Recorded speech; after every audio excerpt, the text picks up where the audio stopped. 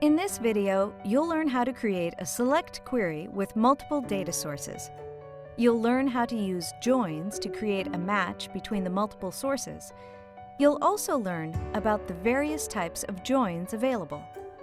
Building a select query that uses more than one data source follows the same basic steps as building one with a single data source. You open the Query Designer, select your tables or queries, and add your fields. But there's a twist. When you query multiple sources for data, you need to create a match between each source. For example, if you want to know which products are in the set of orders, you have to match the orders with their products. To create these matches, you use what's called a join. A join compares the data in two common fields, one from each data source. The join controls how the data in each field is matched. For example, the most common type of join only returns data from one field when it finds a matching value in the other. And this is how you find out the number of products in each order. Another type of join returns all the data from one field, but only matching data from the other. And in this example, the query is telling you which orders don't contain a given product. Now, when you created your table relationships, Access also created a join for each relationship. Access uses your relationships as patterns for joins, so most of the time your joined fields will be your primary and foreign keys. But they don't have to be. You can also join unrelated sources. If you do have two related sources and you add them to the Query Designer, you see what looks like the relationship. Just remember that it isn't. Access is only telling you the type of relationship it used as the pattern for the join. And as long as you have a join between your tables or queries, you can add fields from both sources. Notice too that we didn't add the joined fields to the design grid. We don't need to because Access adds them behind the scenes. You can run the query and get a result.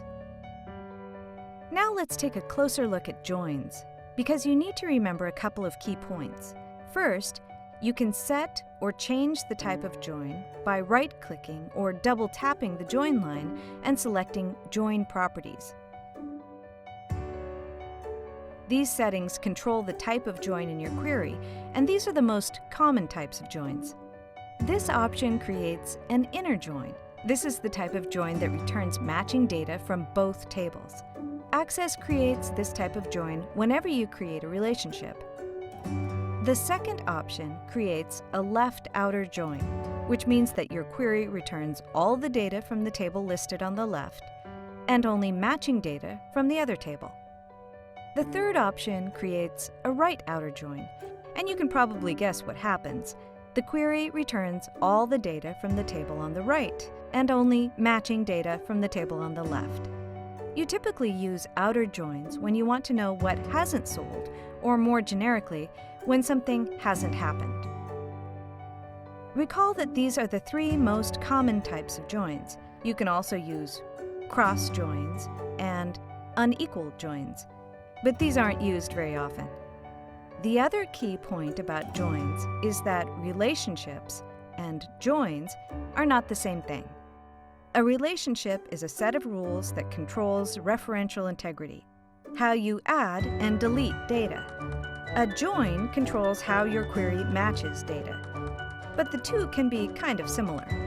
For example, your relationships can have sides, one and many, and your joins can also have sides, left and right. But you only use joins in queries, and you can use them in ways that you can't in relationships. For example, you can delete joins without harming your database, something you can't do with a relationship.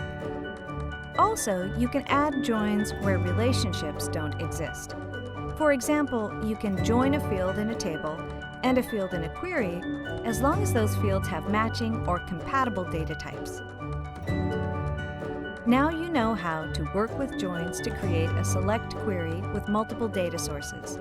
You also can set or change the type of join, and you understand the similarities and differences between joins and relationships.